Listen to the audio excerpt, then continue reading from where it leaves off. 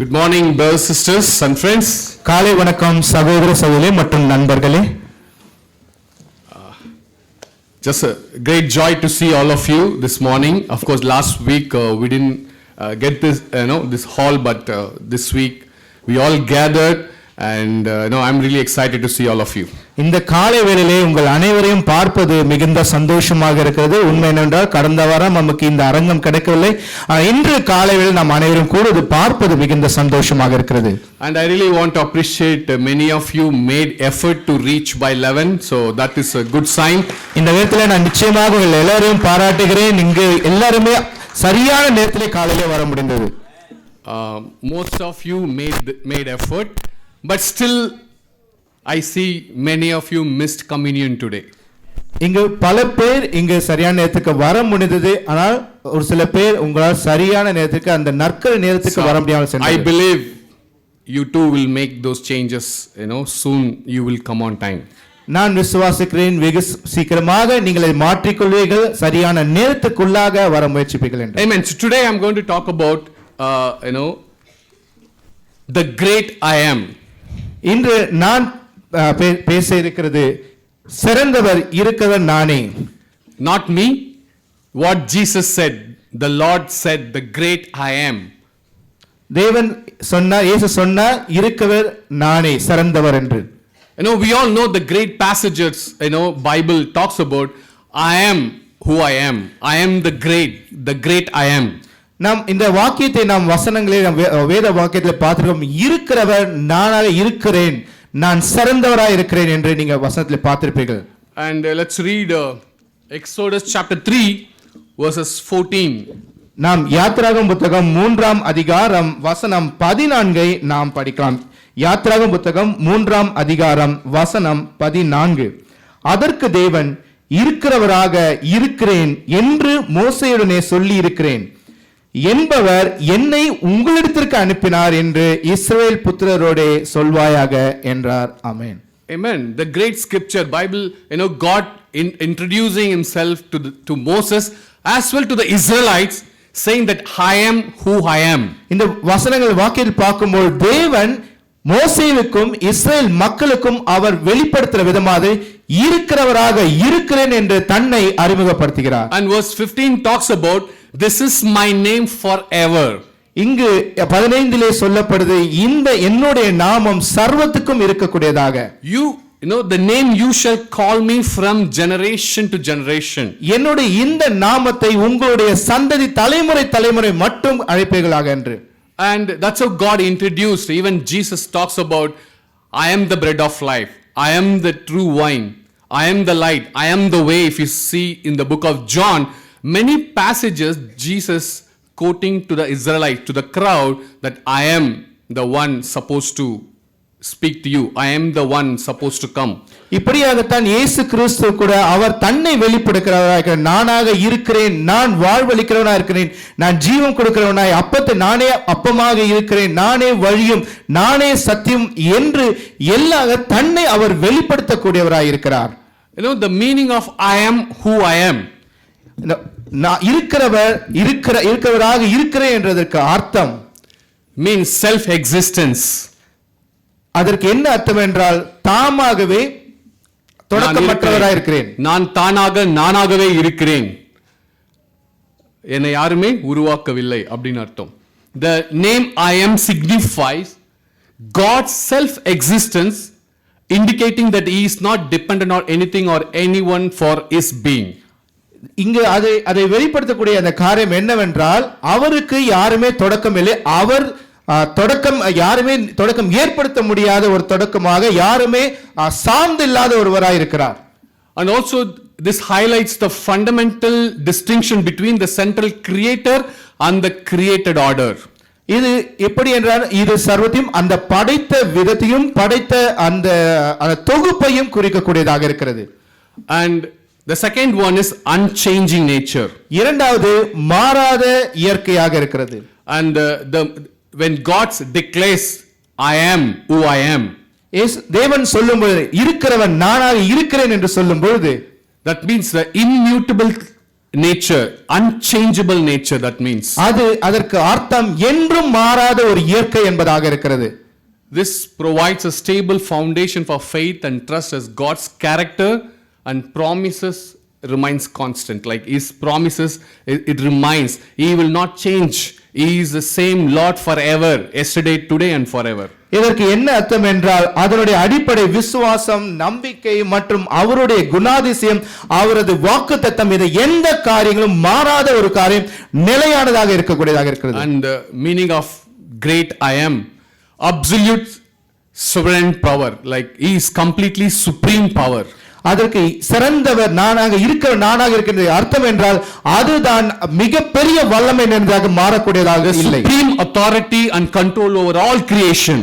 இருக்கக்கூடிய எல்லா படைப்புக்கும் மேலான சர்வ அதிகாரம் உடையதாக இருக்கிறது. He is all powerful, He is almighty, He is great, the great I am.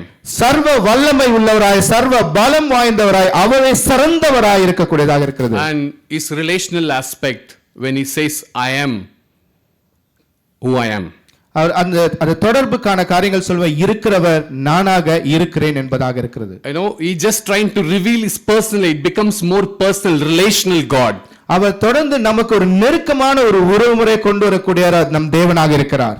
He want to have a great, wonderful, divine relationship with His divine creations. அவருடைய அந்த தெய்வீக அவருடைய மக்களான அந்த படைப்பினோடு ஒரு தெய்வீக ஒரு உறவுமுறை இருக்க வேண்டும் என்பதாக விரும்புகிறார். Even John 8:58, if you read, Jesus says, before Abraham was I am. இங்கு வசனம் யோவான் புத்தகம் 8ஆம் அதிகாரம் வசனம் 57 சொல்கிறார், ஆபிரகாம் உண்டாகிறதுக்கு முன்னவே நான் இருக்கிறேன் என்று சொல்கிறார். And that's what Jesus was trying to proclaim, the great I am the Lord. I am the God of Abraham. I am the God of Jacob. I am the God of Isaac. I am same for yesterday, today and forever. அதைத்தான் அவர் சொல்கிறார், நான் ஆபிரகாமின் தேவனும், நான் ஈசாக்கின் தேவனும், நான் யாக்கோபின் தேவனுமாய் இருக்கிறேன், நான் இருக்கிறவராக இருக்கிறேன் என்று சொல்கிறார்.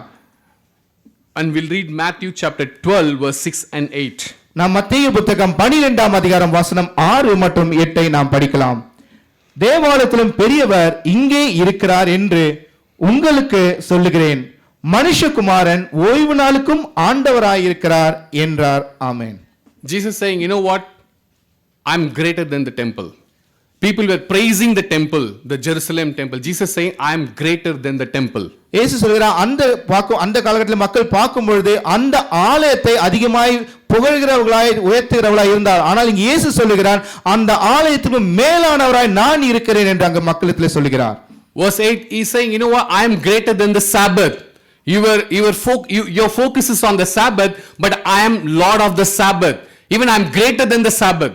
அங்கு மக்கள் அந்த ஓய்வு நாளை அனுசரிக்கக்கூடியவர்களாக இருந்தாக அதை மேன்மையாக கண்டார்கள். அந்த இடத்துல இயேசு சொல்லுகிறார், அந்த ஓய்வு நாளுக்கும் மேலானவராய் நான் இருக்கிறேன், அந்த ஓய்வு நாளுக்கும் நானே ஆண்டவராய் இருக்கிறேன் என்று சொல்லுகிறார். If you read in the New Testament, most of the time Jesus will be outside the temple or in the temple court.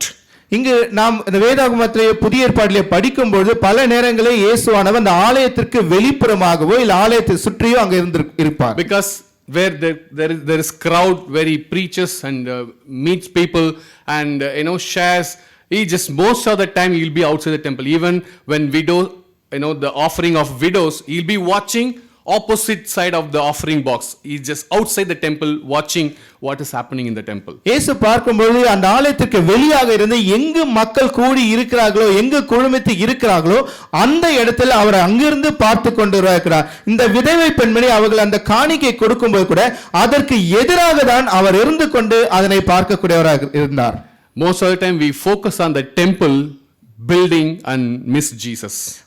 பல நேரங்களே நாம் அந்த ஆலயத்தை காண்கிறோம், அதனை காணிக்கை பார்க்கிறோம், ஆனால் இயேசுவை மறந்து விடுகிறோம். In Western countries, most of the church buildings now they are selling it to giving to restaurant and bars and different companies taking over the church building because there is nobody to occupy the seat. இங்கு இன்றைய கிழக்கே கூட மேற்கத்திய நாடுகளில் கூட பல இடங்களே ஆலயங்களை சபை ஆலயங்களாக வைத்திருக்கிறதை அவர்கள் விற்கக்கூடியவர்களாக இருக்கிறார். ஏனென்றால் அந்த ஆலயத்திற்கு மக்கள் வரவு என்பது குறைய ஆரம்பித்ததாக இருக்கிறது. அதனால ரெஸ்டாரண்ட், ஹோட்டல்ஸ், கம்பெனிஸ், பார் இதெல்லாம் அதுக்கு வாடகைக்கு விட ஆரம்பிச்சிட்டாங்க. ஸ்பெஷலாக கோவிடுக்கு அப்புறமா இந்த சேஞ்சஸ் ஏற்பட்டுச்சு. ஓகே, ஸோ சர்ச் பில்டிங் எந்த சேஞ்சஸும் கொண்டு வராது. இன்னைக்கு என்னுடைய அண்டர்ஸ்டாண்டிங், காடை பற்றின என்னுடைய அண்டர்ஸ்டாண்டிங் தான் என்னோட லைஃப்பை சேஞ்ச் பண்ணும். Even the Israelites completely, they were focusing on the temple that Solomon built. Jesus saying, you know what, I am greater than the temple. I am here to die for you. But they were not able to connect with Christ. இங்கே இஸ்ரவேல் மக்கள் கூட பார்க்கும்பொழுது சாலமன் கட்டிய அந்த ஆலயத்தை மேன்மையாக கண்டார்கள். ஆனால் தேவன் சொல்வார், இயேசு கிறிஸ்து சொல்வார், அதிலும் மேலானவன் நான் இங்கு இருக்கிறவனாக இருக்கிறேன் என்று அவர் சொல்லுகிறார். It's okay to have a building, but our focus, if we lose our focus, if we completely take away our focus from Jesus, then the purpose of meeting in the building is lost. நம்ம அந்த ஆலயம் இருப்பது என்பது தவறல்ல, ஆனால் நம்மளுடைய நோக்கம் அது ஆலயமாக இருக்கக்கூடாது. அது என்ன நோக்கத்துக்காக நாம் அங்கே கூடுகிறோமோ அதுதான் முக்கியம். நாம் அதை விட்டு விட்டோம் என்றால் எல்லாமே தவறாக மாறும். So I'm going to focus on this passage, going to talk few things from this passage today. நாம் இந்த அத்தியாயத்திலிருந்து, இந்த அதிகாரத்திலிருந்து நாம் அதிகமாக நாம் பார்க்க இருக்கிறோம். Matthew chapter 12 verses 38 to 41. மத்தேயு புத்தகம் 12ஆம் அதிகாரம் வசனம் 38 முதல் 41 வரை. 12ஆம் அதிகாரம் 38 முதல் 41 வரை. நிலம், மன்னிக்கவும், 12ஆம் அதிகாரம் 38 மற்றும் 41. அப்பொழுது வேத பாரகரிலும் பரிசேயரும் சிலர் அவரை நோக்கி, போதகரே, உம்மால் ஒரு அடையாளத்தை காண விரும்புகிறோம் என்றார்கள். அவர்களுக்கு அவர் பிரதியுத்தரமாக, இந்த பொல்லாத விபசார சந்ததியார் அடையாளத்தை தேடுகிறார்கள். ஆனாலும் யோனா தீர்க்கதரிசியின் அடையாளமே அன்றி வேறே அடையாளம் இவர்களுக்கு கொடுக்கப்படுவதில்லை. யோனா இரவும் பகலும் 3 நாள் ஒரு பெரிய மீனின் வயிற்றில் இருந்தது போல மனுஷகுமாரனும் இரவும் பகலும் 3 நாள் பூமியின் இருதயத்தில் இருப்பார்.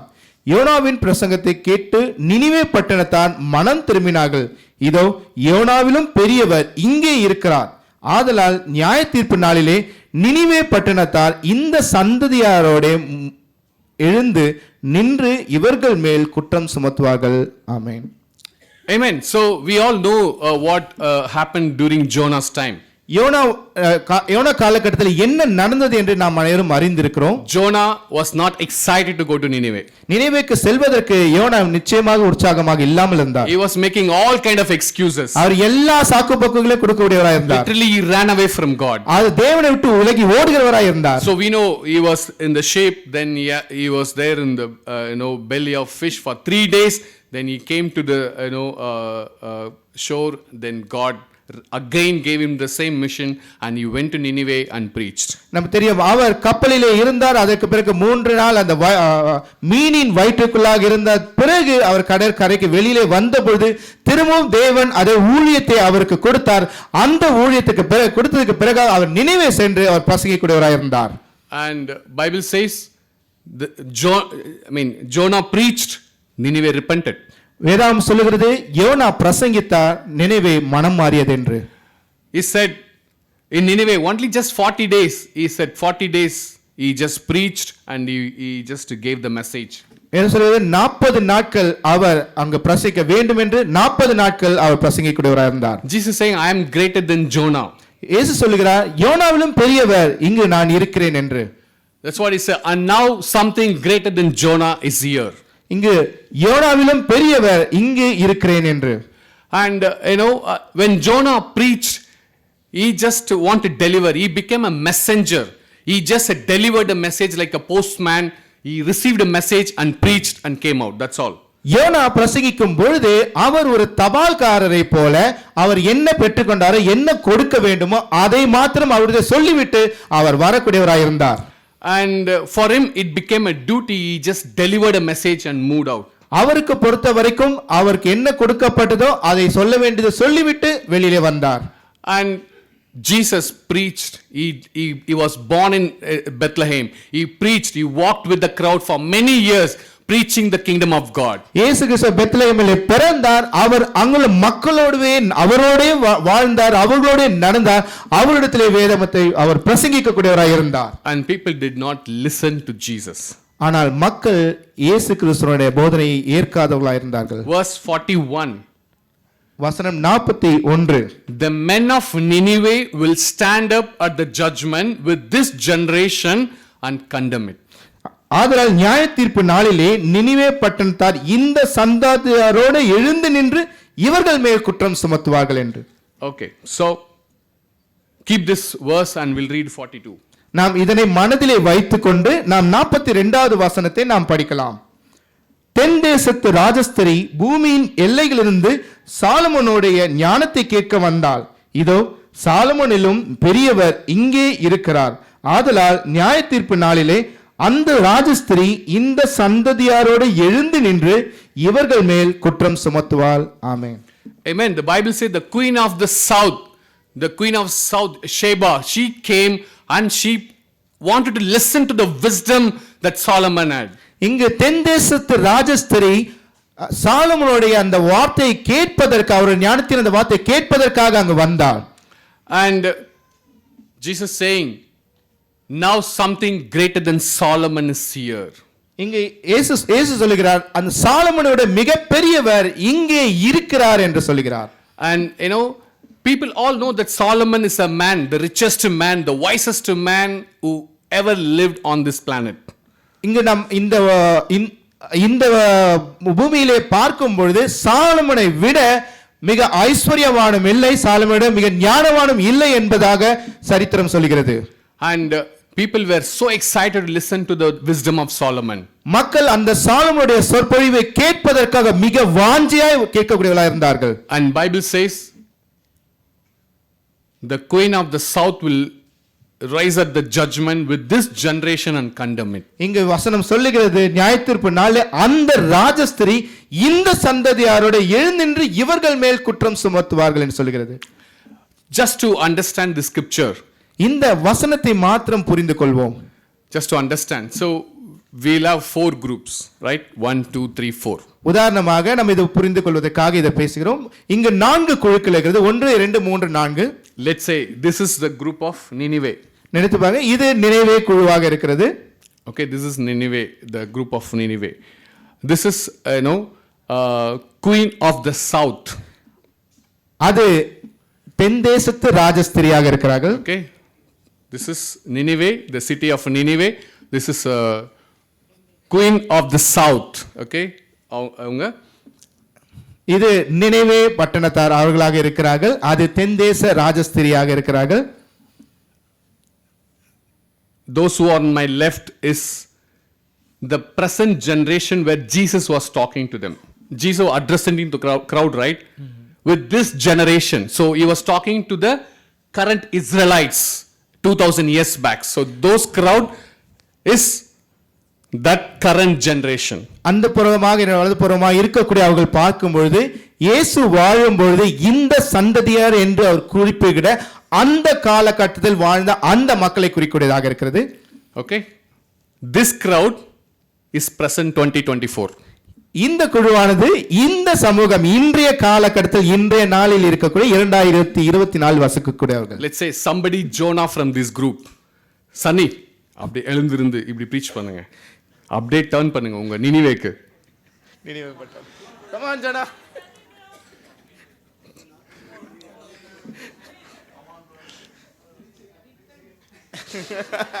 என்னவா? I'm preaching.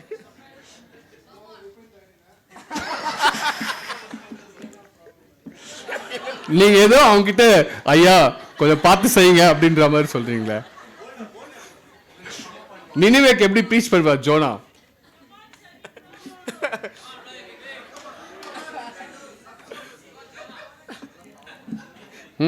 Mic. Repent. All that. Thank you. So நீங்களா ரிப்பெண்ட் ஆயிட்டீங்களா? சன்னி சொன்னது பிறகு நினிவே என்ன சொல்ல வரீங்க? Is Nineveh repented? Yes, repented. Great. So now queen of south. Nineveh மனம் மாறி விட்டார்கள். இப்பொழுது தென் தேச ராஜஸ்திரி. Who is Solomon here? இங்க சாலமோன் யார்? எனக்கு ஜான்சனை பார்த்தா தான் சாலமன் மாதிரி தெரியுது. ஜான்சனை பார்க்கும்போது the wisest. Come on Solomon. Okay, Solomon, I mean Johnson can stand as a Solomon. Who's queen of south. சுபாஷ்னியா, இது சாலமனுக்கு தெரியாதே. ஓகே, சோ சுபாஷ்னி வந்து ஜான்சன் சொல்றது அப்படியே கேட்க வந்திருக்காங்க, அப்படியே ரசிச்சு கேட்கிறாங்க ஜான்சன். நீங்க பாடும்போது எப்படி உங்க மனைவி? அவங்க கூட team of people came from east.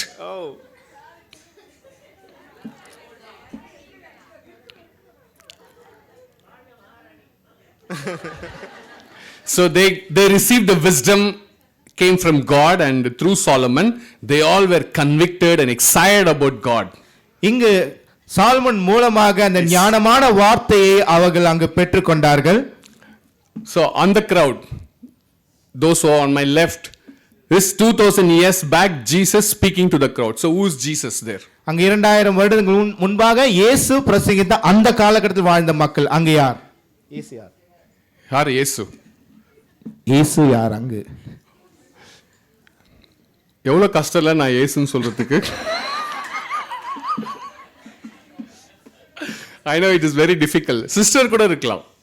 It can be sister also, no problem.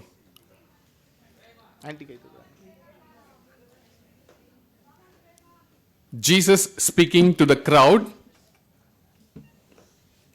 இயேசு அந்த மக்களிடத்திலே பேசிக் கொண்டிருந்தார். சரி, சாந்தா ஆண்டி, நீங்க தான் ஜீசஸ். யாருமே நோ சொல்ல மாட்டாங்க. Okay, so Shantha aunty preaching to the அந்த பக்கம் திரும்புங்க ஆண்டி. அந்த crowd வந்து 2000 years back ஜீசஸ் கூட இருந்த crowd. To the crowd Jesus speaking, hey guys, see Jonah preached. Jonah sir, Jonah preached, Nineveh repented. Hey Solomon, the wisdom that came from above, அந்த wisdom வந்தது, அந்த wisdom மூலமா queen அப்புறம் அவங்க கூட இருந்தவங்க எல்லாம் they were convicted. அவங்க God பத்தி தெரிஞ்சுக்கிட்டாங்க. Amen. இந்த crowd என்ன சொல்றாங்க Shantha aunty? I am greater than Jonah, greater than Solomon. அப்ப என்ன பண்ணுவாங்க அந்த crowd? ஆமா, அவங்க preach பண்ணிட்டாங்க ஜீசஸ் மாதிரி. இங்க இயேசு சொல்லுகிறார், சாலமன் அவர் நினைவே பட்டணத்தை யோனா நினைவே பட்டணத்தாருக்கு போதித்தார், அவர்கள் மனம் மாறினார்கள். அங்கு சாலமோன் அவர் ஞானத்தை அங்கு பிரசங்கிக்கூடியவராக இருந்தார், இவர்களை காட்டிலும். Okay, greater than Solomon. இப்போ imagine this scripture. The people of Nineveh, the people came from south, Queen and the entire team along, they like together they going to speak to the present crowd. That's what Jesus was trying to communicate. இங்க நினைத்து பாருங்கள், இங்கு YONO இந்த நினைவே பட்டணத்தார் இந்த மக்களும் தென் தேசத்து ராஜஸ்திரி Solomon அந்த காலத்தில் வந்த அந்த மக்களும் இவர்கள் ஒன்றாக சேர்ந்து நின்று அவர்களுக்கு எதிராக இந்த வசனத்திலே சொல்லப்படுகிறது. So imagine இந்த crowdum சேர்ந்து அந்த crowd கிட்ட ஒரு மெசேஜ் கன்வே பண்ண போறாங்க. That's what Jesus saying. The queen of south will rise at the judgment with this generation and condemn. நீங்களா என்ன கண்டெம் பண்ணுவீங்க அந்த ஜெனரேஷனை?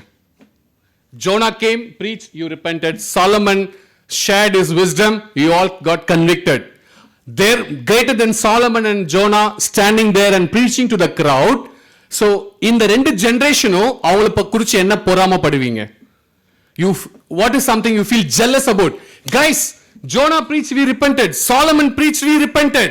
What's wrong with you? Jesus is there. Why can't you listen to Christ? அப்படின்னு என்ன விஷயம் நீங்க condemn பண்ணுவீங்க அந்த crowd பார்த்து? அங்க என்ன சொல்லுவீங்க? என்ன சொல்லுவீங்க? இந்த crowd என்ன சொல்லுவீங்க? ஃபர்ஸ்ட் ஜோனா crowd என்ன சொல்லுவீங்க? ஜீசஸ் அங்க இருக்காரு. ஜோனா சாலமனோட greater than Solomon and Jonah. Jesus standing there. நீங்க என்ன சொல்லுவீங்க? ஆமா, ஜோனா யார்கிட்ட மனம் திரும்புங்கன்னு சொன்னாரே அவரே அங்க வந்திருக்கார். Jesus himself came. You feel jealous. Hey, we just listen from only Jonah. But the savior of the world, the Messiah is standing there preaching to you. What is your problem? Listen and repent. இங்கு YONO பிரசங்கித்தான், நாங்கள் கேட்டுக்கொண்டிருந்தோம், ஆனால் நம்ம ரட்சகரே அவரே வந்து இங்க போதிக்கக்கூடியவரா இருக்கிறார், நீங்கள் ஏன் அதை கேட்க மாட்டீங்க என்று அப்படின்னு நீங்க அவங்கள அக்யூஸ் பண்ண முடியும் இல்லையா? இந்த கிரவுட் நீங்க என்ன சொல்லுவீங்க அந்த கிரவுட் கிட்ட? இந்த ஜெனரேஷன் எழுந்து நின்று அவங்க கூட என்ன சொல்லுவீங்க? Jesus say I'm greater than Solomon. சாலமனுடைய wisdom. இந்த கிரவுட் என்ன அந்த கிரவுடுக்கு சொல்லுவீங்க? சாலமன் பேசினாரு, நீங்க எல்லாம் கன்விக்ட் ஆயிட்டீங்க, அந்த குயின் வந்து விஸ்டமை கேட்டுட்டாங்க இல்லையா? ஸோ அந்த கிரவுடுக்கு ஜென்ரேஷனுக்கு நீங்க என்ன சொல்லுவீங்க? அந்த விஸ்டம் கொடுத்தவரே அங்கதான் நிக்கிறாரு. அந்த விஸ்டம்ல இருந்து கொஞ்சம் வாங்கி நான் உங்ககிட்ட சொன்னேன், நீங்க எல்லாம் சேஞ்ச் ஆயிட்டீங்க. அவர் தான் அந்த விஸ்டம்க்கு என்டையர் விஸ்டமே அவர் தான், அந்த ஞானமே அவர் தான். அவர் அங்க நிக்கிறாரு. அவர் சொல்றது சாலமன் கொஞ்ச நாள் கழிச்சு என்ன ஆனாரு? he drifted away completely, காடை விட்டே போயிட்டாரு. ஆனா அதை விட பெரியவர் ஒருத்தர் அங்க நிக்கிறாரு. நீங்க ஏன் அவரை கேட்க மாட்டீங்களா? லிசன் பண்ணுங்க அப்படின்ட்டு இந்த ஜெனரேஷன் என்ன பண்ணும்? அந்த ஜெனரேஷன் கிட்ட சொல்லும். So that is what Jesus trying to speak to the generation where 2000 years back when Jesus preached to the crowd, Israelite Jerusalem.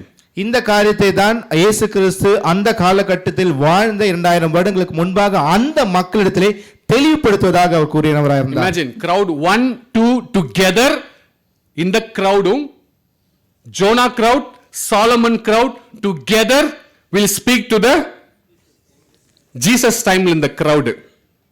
Imagine. நினைத்து பாருங்கள், யோனா காலகட்டத்தில் வாழ்ந்த அந்த மக்களும் சாலமோன் காலத்தில் வாழ்ந்த அந்த மக்களும் இவர்கள் சேர்ந்து ஒருமித்து ஒன்றாக அவர்களுக்கு எதிராக பேசக்கூடிய. Now 2024. இவர்கள் 2024. இப்போ the crowd number 1, the crowd number 2, crowd number 3 together you need to convey something to the present generation. இங்கு முதலாவது குழு, இரண்டாவது குழு, 2024 மூன்றாவது குழு, மூவரும் அந்த எல்லா குழுக்களும் சேர்ந்து என்ன அவர்களிடத்தில் வெளிப்படுத்துவார்கள்? Imagine இப்ப ஜீசஸ் இருந்திருந்தார்னா என்ன சொல்லிருப்பாரு? The time of Jonah everybody repented, Solomon time they changed, and I came, I preached, many became disciples, apostles, changed the entire world, and to this crowd. இப்ப ஜீசஸ் இருந்தார்னா என்ன சொல்லுவாரு? இங்கு நினைவுபட்டதை யோனா பிரசங்கித்தார், மக்கள் மனமானார்கள், சாலமன் ஞானத்தை கொடுத்தார், மக்கள் ஏற்றுக்கொண்டார்கள். அதுக்கு பிறகாக நான் பிரசங்கித்தேன், மக்கள் மனமானார்கள், அப்போஸ்தலர்கள் மற்றும் சீடர்கள் இவர்கள் பிரசங்கித்தார்கள். இப்பொழுது இவர்கள் மூவரும் இருக்கும்போது இவர்களிடத்திலே என்ன சொல்லுவாங்க? இமேஜின் இந்த மூணு கிரவுடும் சேர்ந்து இந்த கிரவுடை வந்து ஏன் மனம் திரும்பாம இருக்கிறீங்க இன்னும் அப்படின்னு கேட்கணும்னா என்ன கேட்பாங்க? இமேஜின் இந்த மூணு கிரவுடும் சேர்ந்து இப்ப இருக்கிற பிரசன்ட் கிரவுட் கிட்ட சில மெசேஜ் கன்வே பண்ணணும். என்ன கன்வே பண்ணுவீங்க? அப்போதைக்கு பைபிளே இல்ல, நாங்க யோனா கேட்டு சேஞ்ச் ஆயிட்டோம்.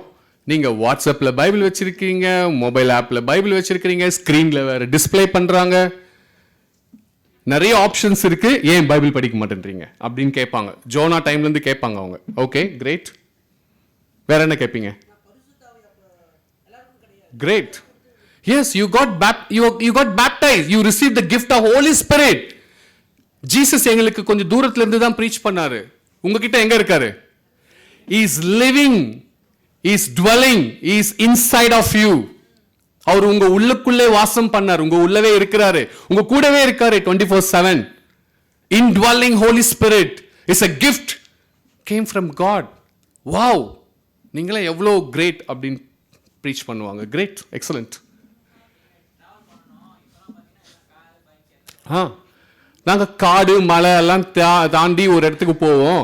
இங்கே அழகாக ஊபர் இருக்கு, ஓலா இருக்கு, இல்லைன்னா ராப்பிடோ இருக்கு, ஏகப்பட்ட ஆப்ஷன்ஸ் இருக்கு, மெட்ரோ இருக்கு, பறக்கும் ரயில் இருக்கு, என்ன ஆப்ஷன்ஸ் நிறைய இருக்குது. அப்படின்னு ஏன் லேட்டாக வரீங்க சர்ச்சுக்கு?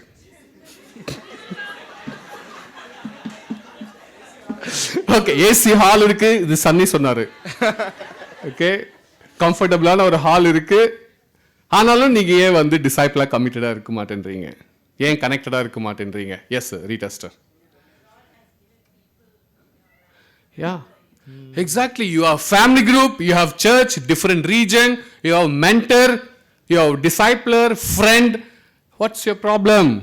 உங்களுக்கு குடும்ப சபை இருக்கிறது, மக்கள் இருக்கிறார்கள், வழிநடத்தினர் இருக்கிறார்கள், உங்களுக்கு சகோதர சகோதரர்கள் கூட இருக்கிறார்கள், சபை இருக்கிறது. உங்களுக்கு என்ன பிரச்சனை? மனம் மாறுவதற்கு என்ன பிரச்சனை அப்படின்னு இந்த கிரவுட் கேட்பாங்க. ஜோனா கிரவுட். எஸ், சாலமன் கிரவுட் என்ன கேட்குறாங்க பார்க்கலாம்.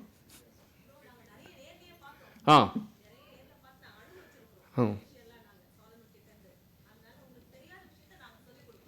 ஆமாம், நாங்கள் தெரியாத விஷயத்தையும் அவங்க சொல்லி கொடுப்பாங்கன்னு சொல்கிறாங்க.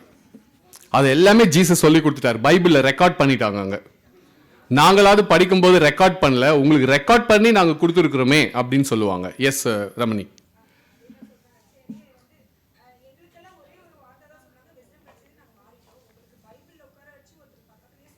ஆமாம், எங்களுக்கு வந்து ஒருத்தர் வந்தாரு, சொல்லி கொடுத்தாரு. For you you have a privilege of someone sitting next to you and teaching the Bible, but still you are not willing to change அப்படின்னு கேட்பாங்க. எஸ் என்ன? ஆமாம், நாங்களாம் சாலமன் கிட்ட ஐயா விஸ்டம் கொடுங்க அப்படின்னு கேட்டோம். நீங்களாம் பயங்கர டிகிரி ஹோல்டராக இருக்கிறீங்க, எத்தனை நாலேஜ் இருக்குது, ஐடி இண்டஸ்ட்ரியில் இருக்கிறீங்க, கம்ப்யூட்டர் என்ன ஒர்க் பண்ணணுன்ட்டு அதுக்கு கமாண்ட் கொடுக்குற பர்சனாக நீங்கள் இருக்கிறீங்க, உங்கள் லைஃப்பை பிளான் பண்ணுறீங்க, வீடு இருக்குது, உங்களுக்கு ஆர்கனைஸ்டாக இருக்கிறீங்க, வெல்த்தியாக இருக்கீங்க, நாலேஜ் இருக்குது, எத்தனை டிகிரி படிக்கிறீங்க, எங்களை விட கிரேட் ஆச்சு. நீங்களாம் அப்போல்லாம் நீங்கள் சொன்னால் குயிக்காக புரிஞ்சுக்கணும் இல்லையா? எங்களுக்கு புரியறதுக்கு ரொம்ப நேரம் ஆச்சு, அதனால தான் நாங்கள் அவ்வளோ தூரம் ட்ராவல் பண்ணி சாலமன் கிட்ட கேட்டோம். பட் நீங்களாம் சொன்னால் புரிஞ்சுக்கிற நபர்களாச்சே, ஏன் இவ்வளோ கஷ்டம் உங்களால் புரிஞ்சிக்க முடியல அப்படின்னு கேட்பாங்க அவங்க. நான் கேட்கல இது. Okay, yes yes Solomon team சொல்லுங்க. அருள்.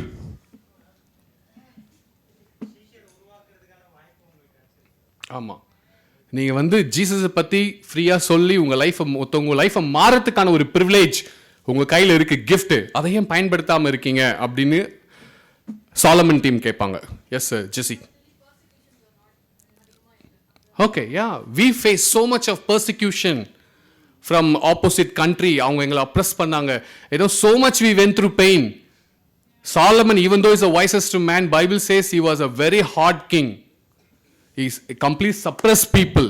அவர்கிட்ட நிறைய slaves இருந்தாங்க. But you have so much of freedom. உங்களுக்கு நிறைய சுதந்திரம் இருக்கு, யாருமே உங்களை தடுக்க முடியாது நீங்க ஜீசஸ் பத்தி பேசுறதுக்கு அப்படின்னு சாலமன் டீம் கேட்பாங்க. Yes, great.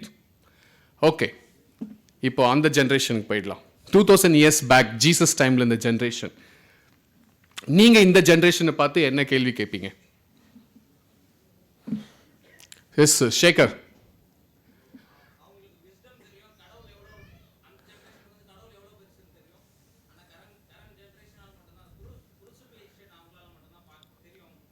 எஸ், யா, ஜீசஸோடைய crucifixion, death, burial and resurrection, ஜீசஸோடைய சிலுவை மரணம், அதை நீங்க பார்த்துருக்கீங்க, படிச்சிருக்கீங்க. அவர் ரெசரெக்ட் ஆயிருக்காரு, அது எல்லாமே உங்களுக்கு தெரியும். தெரிஞ்சு நீங்க ஏன் சேஞ்ச் ஆகாம இருக்கீங்க அப்படின்னு கேட்பாங்க அவங்க. எஸ் பர்லின்ஸ்டர்.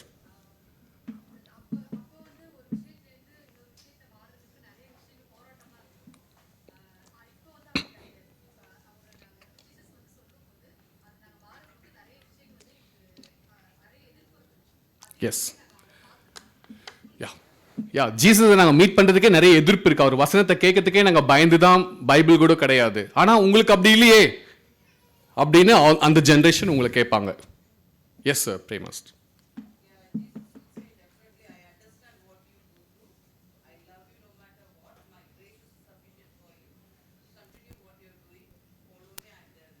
ஓகே, ஸோ கம்ஃபர்டிங்காகவும் சொல்றதுக்கு வாய்ப்பு இருக்கு. ஓகே, ஜீசஸோடைய கிரேஸ் இருக்கு. நீங்க எதை செய்றீங்களோ அதை என்ன பண்ணாதீங்க. so far you came ஃபெய்த்ஃபுல்லா இருக்கிறீங்க, விட்டு கொடுத்துடாதீங்க. Jesus will give you more strength, உங்களுக்கு நிறைய பலன் கொடுப்பாரு. நீங்க விட்டு கொடுத்துடாதீங்க, ரைட்டான ட்ராக்ல போயிட்டு இருக்கீங்க. Stay strong, God's grace is there, தேவனுடைய கிருபை இருக்கு, உறுதியா இருங்க அப்படின்ட்டு சொல்லுவாங்க. சீக்கிரமா எந்த தப்பான முடிவுக்கும் போயிடாதீங்க. Stay on track, don't drift away, வழி தப்பி போயிடாதீங்க அப்படின்ற அந்த எச்சரிக்கையும் ஆறுதலும் கம்ஃபர்ட்டும் அவங்க உங்களுக்கு கொடுப்பாங்க. Great. Yes finally.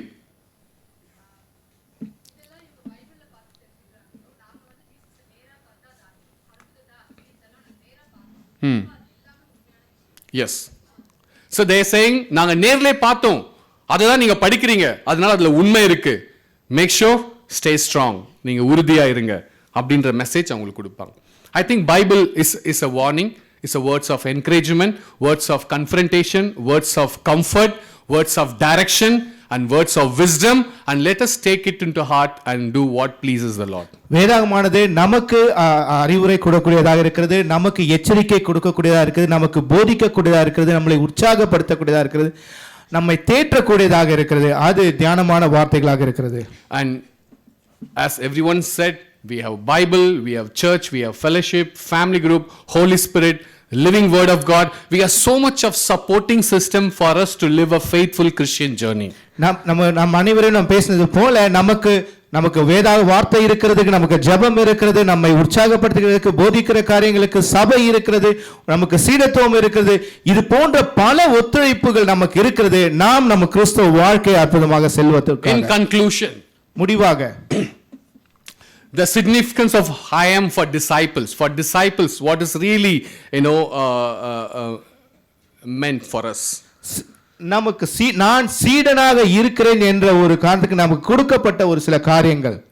And the four element, the significance element. One is faith, trust, comfort and relationship. 4 காரியங்கள் கொடுக்கப்பட்டிருக்கிறது. விசுவாசம், நம்பிக்கை, தேற்றுதல் மற்றும் உறவுமுறை. And we need to have our unwavering faith, unadulterated faith in God.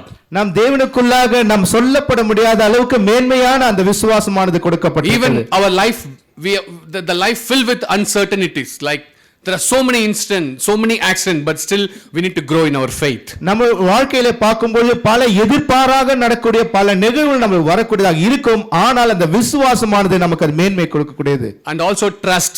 We know that the unchangeable God, he is like the source of all power and control, authority, where we need to rely on. நமக்கு நம்பிக்கை என்ற காரியம் நமக்கு பார்க்கும்போது சர்வமான காரியங்கள் மிக மேன்மையான ஒரு வல்லமையான உள்ள அந்த தேவன் நம்மோடு இருக்கிறார். அதுதான் நமக்கு மிகப்பெரிய ஒரு நம்பிக்கையானதாக இருக்கிறது. The word comfort, I am there for you. I am your refuge. I am your fortress. I am there to help you. I am there to protect you. I am there to guide you. I am there to strengthen you. The complete comfort God is willing to provide for us. நமக்கு அந்த தேற்றவராக இருக்கிறார். நமக்கு நான் உங்களுக்காக இருக்கிறேன், உங்களோடு இருக்கிறேன், உங்களை தேற்றுகிறேன், உங்களை பராமரிக்கிறேன், உங்களை ஆறுதலாக இருக்கிறேன், உங்களை அரவணைக்கிறேன் என்று நம்மை தேற்றுகிற ஒரு மிகப்பெரிய ஒரு தேற்றவாளர் நம்மோடு இருக்கிறார். It's a personal relationship. The wonderful, almighty, supreme God willing to have a great intimate relationship with each and every one of us. இந்த உறவுமுறை என்று பார்க்கும் பொழுது இருக்கிறவராக இருக்க மிகப்பெரிய வல்லமை நிறைந்த சர்வ வல்லமையுள்ள தேவன் அவர் நம்மோடு நமக்கு நெருக்கமான ஒரு அந்நியமான ஒரு உறவுமுறையோடு நம்மோடு இருக்க வேண்டும் என்று விரும்புகிறார். Questions to reflect. நாம் பார்க்க வேண்டிய அந்த கேள்விகள். So I want you to reflect on these 2 questions. இந்த 2 கேள்விகளுக்கு நாம் பிரதிபலிக்க வேண்டும் என்று விரும்புகிறேன். What are some ways Jesus' mission was greater than Jonah's and Solomon's? எந்தெந்த வழிகளில் யோனா மற்றும் சாலமோனின் ஊழியத்தை விட இயேசுவின் ஊழியம் பெரியதாக இருக்கிறது? In what areas of life do you need to seek and apply Jesus' wisdom completely? வாழ்க்கையில் எந்தெந்த பகுதிகளில் நீங்கள் இயேசுவின் ஞானத்தை முழுமையாக தேடி பிரயோகிக்க முடியும்? Only way, let's get deeper in the Bible. Let's connect with Christ. Our life will be transformed. நாம் ஒரே வழி, நாம் வேதாகமத்தோடு இசைந்திருப்போம், தேவனோடு இசைந்திருப்போம், நம்முடைய வாழ்க்கையானது மாறக்கூடியதை நம்மால் காண முடியும். God be the glory. Amen. தேவனுக்கே மகிமை. நன்றி.